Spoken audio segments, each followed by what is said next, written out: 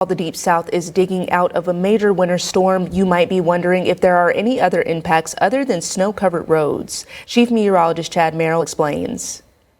Well, we all know that grocery prices are through the roof these days, but will this recent cold blast cost you more if you like orange juice? This was the scene across the Florida Panhandle early this week with very cold temperatures and snow blowing across the Panhandle, and that might get you thinking that we are going to be paying more for orange juice soon because Florida has the citrus belt. Let's walk you through a couple things.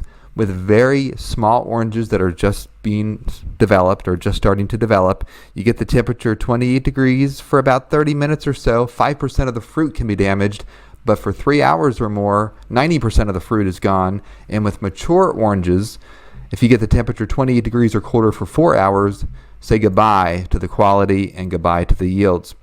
Now, citrus fruit growers look for two different types of freezes. One is like we saw in the Panhandle with cold air and high winds, decreasing humidity. That's the most difficult to prevent cold weather damage. Now, easiest for them to prevent cold weather damage or take some preventive measures to prevent loss of crops is when you have high pressure and clear skies.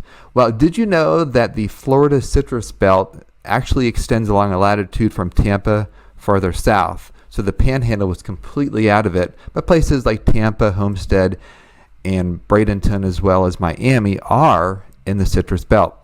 Most of the cold weather outbreaks to severely impact the Florida citrus industry happened way back in the 1800s to early 1900s, but there were a few more recent ones, January 1977 and a few winters in the 1980s.